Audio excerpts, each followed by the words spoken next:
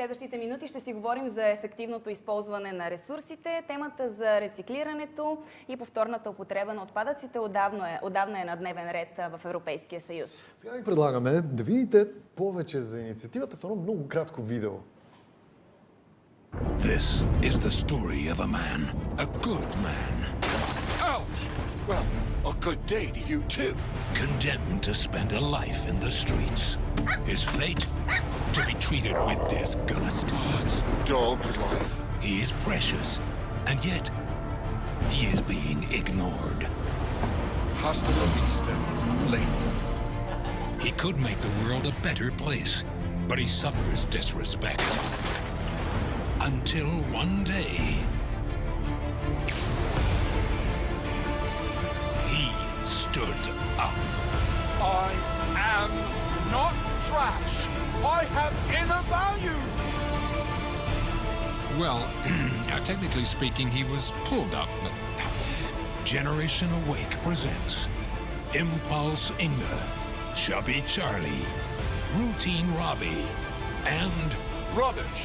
Richard Rubbish. The Awakeners. Join the Awakeners at generationawake.eu and turn rubbish into a resource.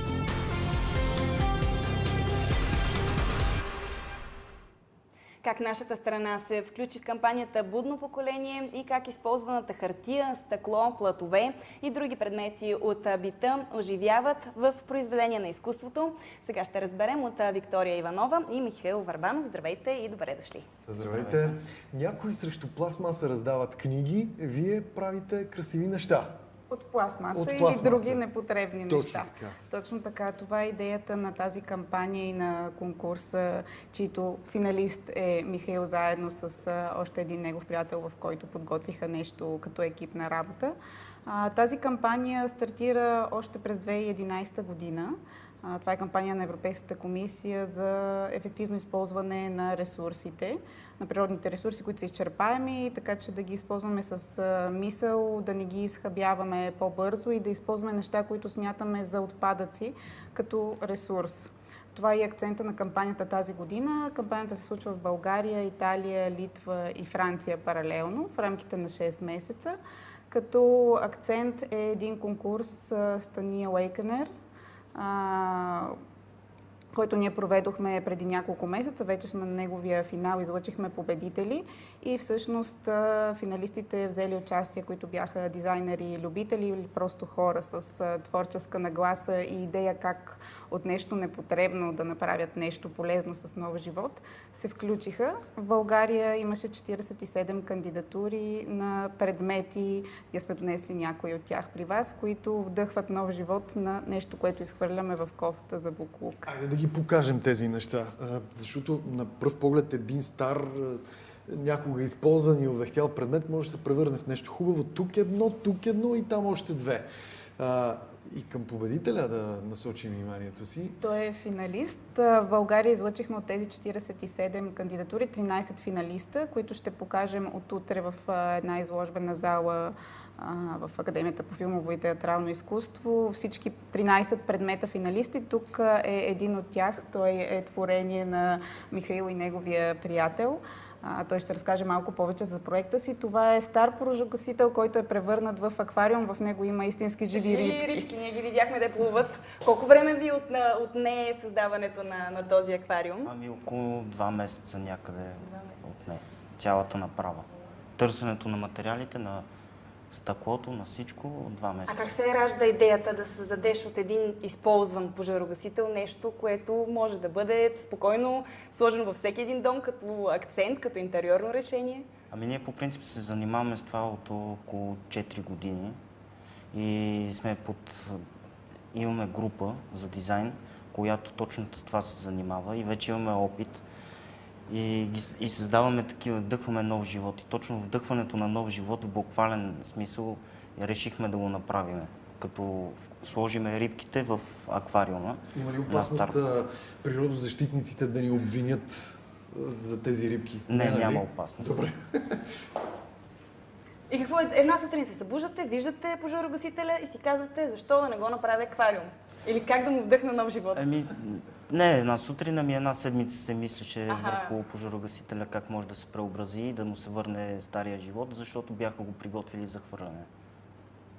Какви други творения имате от рециклирани или използвани предмети? Ми имаме различни предмети, като стол от гуми имаме лампа от найлони, всякакви такива продукти. Най-вече са стари мебели, които ги изхвърлят на боклука, ние ги събираме и после ги преобразяваме и хората им се радват. Добре, Вики, ти каза за една изложба, която предстои. Всъщност всички тези участници в конкурса ще бъдат, техните произведения ще бъдат изложени. Финалистите? Да. Разкажи В България за определихме да имаме 13 финалиста между тези 47 подадени кандидатури. Те бяха определени от българско жури и съответно бяха определени първо, второ и трето място. Интересното е, че този конкурс се провежда паралелно в 4-те държави, които споменах, и всъщност първите трима ще имат възможност началото на юни в Брюксел да представят проектите си и да се борят за първо място заедно с отличниците от Франция, Италия, Литва и България. Пред новите евродепутати, които тогава вече ще сме си избрали. Да, съвпада. Всъщност ще бъдат изложени на Зелената седмица в Брюксел. Тук българските финалисти, за да дадем повече отзвуки, повече хора да видят, че наистина от нещо непотребно може да се направи мебел, част от интериорния дизайн. Да показва това, което е до пожарогасителя в момента. Това е една много модернистично изглеждаща лампа, направена от опаковки от водка. Тя работи, свети, висяща лампа е. Никога нямаше да се сети, че това са Изглежда опаковки. наистина страшно иновативно, прилича на продукт, който е създаден за да бъде такъв, Точно а не така, нещо, което е било опаковка и в момента има нов живот. До теб има една друга лампа, Да, тя е мога от да вдигна, нали? пачка на балерина. И е страшно красива, отива ти на костюма. Отива, да, еднакво сиви сме. И всъщност, за да могат повече хора да видят тези произведения, те дори не са произведения, те са предмети, които могат да се използват в бита и в интериора. Ние сме донесли снимки, може да ги видим след малко и ще видят и зрителите, че това са наистина интересни предмети. Имаме включително и кресло от стар куфер направено.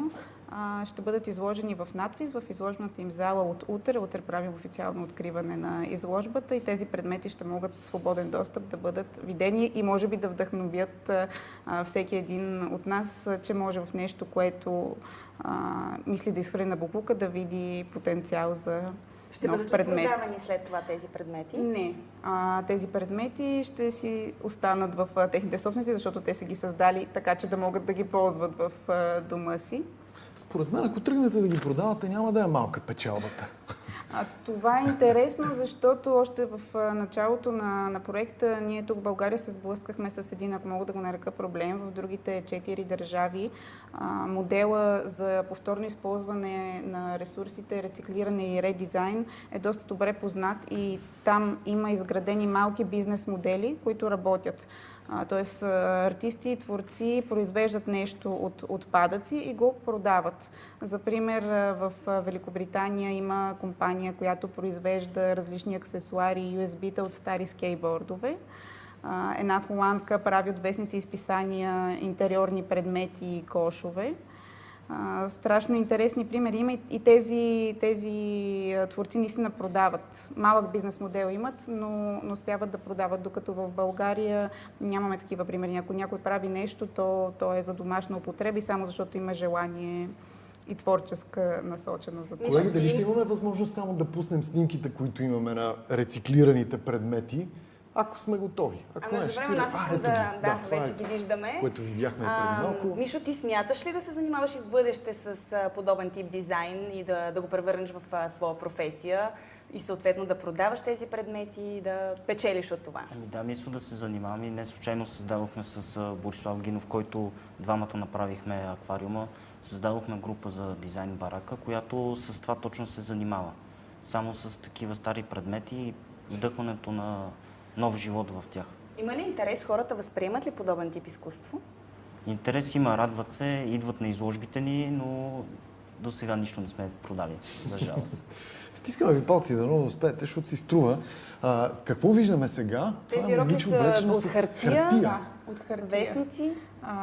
Имаме сред участниците, след подбраните 13 финалиста, страшно интересни неща, които са наистина с насоченост използване. Тук при нас е второ място, това малко дръвче, което е между мен и Криси. Това е един балбап и всъщност беше високо оценен от журито ни, защото е много лесен за приложение като кит образователен, който да се използва за игра между дете и родител. Тоест канапа, вестника, който е основа на балбаба и листенцата, които са от ПВЦ бутилка, могат да се продават като отделни елементи в кит, който да се сглоби в игра между родител и дете и по този начин да се насърчава повторната употреба на отпадъци за нещо интересно и ново. Имаме едни столчета, които също са детска игрова, имат детски игрови механизъм. Те са направени от кенове, от безалкохолни стъкла и всъщност децата играят на столче, като тичат около столчета и при знак трябва да седнат на определено столче. Така се насърчава разделното изхвърляне на отпадъците. Имаме рокли от хартия, имаме обици от стъкла, имаме участничка от Криси, между другото, днес беше много шокирана, докато се подготвяхме по темата, за това колко количество отпадъци изхвърля всеки един от нас. Имате ли някаква статистика за това? Статистиката, европейската статистика за Европейския съюз е, че на глава от населението се падат около 16 тона консумативи годишно. 5 тона от тях са отпадъци. Всеки един от нас генерира 5 тона отпадъци годишно. Които могат да станат 5 тона красиви неща. Или поне по по-умен начин да се освояват, тъй като голяма част от някъде около 40% мисля от отпадъците в Европейския съюз се депонират, т.е. складират се, не се рециклират, не се изгарят и не придобиват нов живот, което е възможно да се случва и идеята на тази кампания е промяната да започне от всеки един от нас, всеки да помисли какво и колко консумира, колко време го консумира преди да го изхвърли на буклука. Добре, това беше чудесен призив за финал на нашия разговор. Ние много ви благодарим, че бяхте при нас. Успех на изложбата утре и дано да имаме бъдещи поводи да се виждаме и да ни разказвате за подобни инициативи. Успехи на вас. Ще ни бъде приятно. Начинанието. Студио 3 продължава. Ето темите, които предстоят.